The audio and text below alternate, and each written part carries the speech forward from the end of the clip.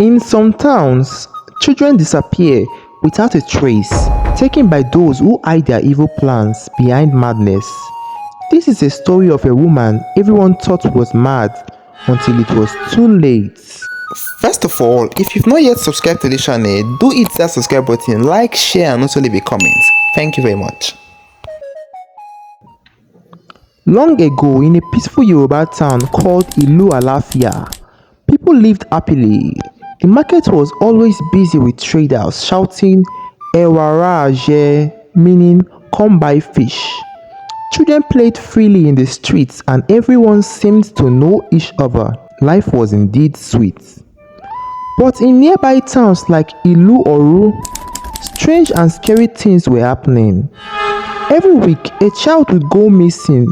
Nobody could explain it, and parents lived in fear. That was until a powerful juju man named Baba Agba helped them uncover the dark secrets behind the disappearances. In Ilu-Alaafia, however, people were not worried. That can never happen here, they said. The town had never seen such evil before. Now in this peaceful town, the children loved to play hide and seek and other games. But they also loved something strange, which was playing with the mad people in the town. They would laugh, tease them and run away. Their parents always warned them, "Don't play with mad people. You don't know what they might do." But children, as we know, don't always listen. Among the children were two best friends, Tosin, a clever 12-year-old boy, and Bola, his playful partner in mischief. These two were always the leaders, convincing the other kids to join them. If there was a new mad person in town, Tosin and Bola were the first to notice. One day, on a busy market day, a new mad woman appeared in town. She wore tattered clothes, her face was painted with white powder, and she carried a dirty sack.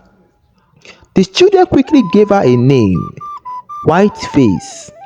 She didn't talk much, but she would hum strange songs and wander the streets. At first, no one paid her any attention. After all, she was just another mad person. But Tosin and Bola noticed her immediately. "Look, Bola, a new one," Tosin whispered with excitement. The two boys quickly gathered their friends. "Let's play with White Face," Tosin said, grinning. They ran up to her, clapping and shouting, "White Face, White Face."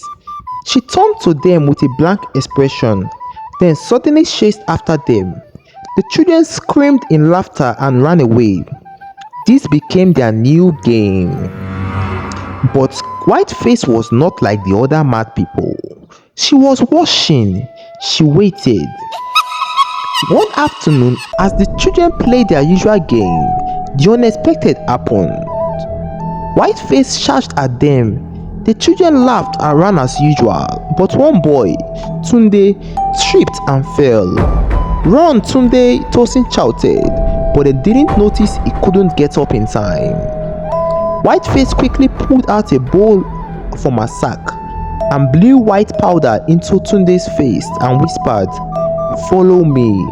Without saying a word, Tunde stood up, his eyes blank, and followed her into the nearby bush. That evening, Tunde's mother, Mama Tunde, came to Tosin's house crying, "Tosin, where is Tunde? You came to call him to play this afternoon. Where is my son?" Tosin was confused. "We ran home after playing. I thought Tunde went home after too," he replied. Mama Tunde began to wail, "Tunde is my only child. Where is he?" Tosin's parents tried to calm her. "We will report to the village head in the morning," they said. By daybreak, the whole town knew about Tunde's disappearance. The village head sent out a search party, but for days they found nothing. The village was shaking. During this time, Tosin and Bola began to feel guilty. They tried to remember what had happened but couldn't figure it out. Meanwhile, White Face continued to roam the village. but now she only appeared on Fridays and Mondays, walking quietly with her sack. Bola noticed this strange pattern. Tosin, have you seen Whiteface? She only comes out on certain days, Bola said. Tosin nodded. We need to follow her. Maybe she knows something about Tunde. The boys made a plan, but on the set day, Tosin fell ill. Bola decided to go alone. I'll follow her myself. Nothing will happen, Bola said confidently. That evening, Bola saw Whiteface pick up her sack and head for a quiet road out of the village. He followed her, keeping a safe distance, but something strange happened. Whiteface stopped walking like a mad woman. She walked like a normal person, steady and focused. Bola accidentally stepped on a branch and this sound made Whiteface pause. She glanced back but pretended not to see him. Quickly, she turned into the bush. Bola ran after her, but before he could react, she turned around and blew white powder into his face. Bola froze, his face blank. Whiteface laughed, a low, devilish laugh. Do children think you are smart? She said as she dragged him into the thick forest. That same evening, Bola's mother, Mama Bola, arrived at Tosin's house. Her wrapper was tied hastily, her face wet with tears, and her hands trembling. She knocked frantically on the door, startling Tosin's parents. Please, please, where is my son? She cried the moment Tosin's father opened the door. Tosin's mother stood up, concerned. What is it? Calm down, Mama Bola. What happened? Bola is missing. He hasn't come home since he left this afternoon. He said he was coming here. Mama Bola explained, her voice shaking. Tosin's father furrowed his brow. He came earlier, but we told him Tosin was sick. He didn't stay long. Mama Bola gasped and hid her chest. Then, where is he? Where could he have gone? Oh, my son, Bola, where are you? She broke into loud sobs, kneeling on the ground. Tosin's mother knelt beside her, trying to console her. Don't worry, maybe he's playing somewhere or fell asleep at a friend's house. Let's wait till morning and go to the village head together. Mama Bola shook her head. No, something is wrong. My spirit is not at peace. The next morning, the entire town of Ilu-Alaafia gathered at the village head's palace. The disappearance of two children in such a short time sent fear through everyone. The village head struck his grey beard deep in thought as Mama Tunde and Mama Bola cried before him. These are strange things, the village head said gravely. I have sent for Baba Agba from Ilu-Oru. If anyone can help us, it is him. When Baba Agba arrived, he carried a long staff and wore a red cap adorned with cowries. His presence alone made the villagers feel safer, though fear still lingered in the air. Baba Agba, the village head began. Two of our boys have gone missing in the past 2 weeks. Can you help us find them? Baba Agba squatted, scooping sand from the ground into his palm. He sniffed it and muttered incantations. His face darkened.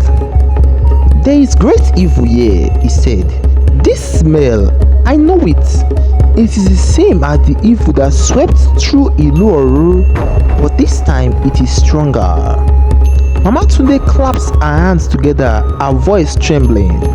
Baba, are our boys alive? Tell me, please. Baba Agba sighed deeply. The one taken yesterday is still breathing, but the ones taken long ago, I cannot say. The villagers erupted into murmurs. What kind of evil is this? And one elder asked, how can it be stronger than what you faced before? Baba Agba looked around. This evil is well hidden. Whoever is behind it is using powerful charms to cover their tracks, but I will find them. Bola sat tied to a wooden chair in a dimly lit hut. His face was streaked with tears and his heart pounded.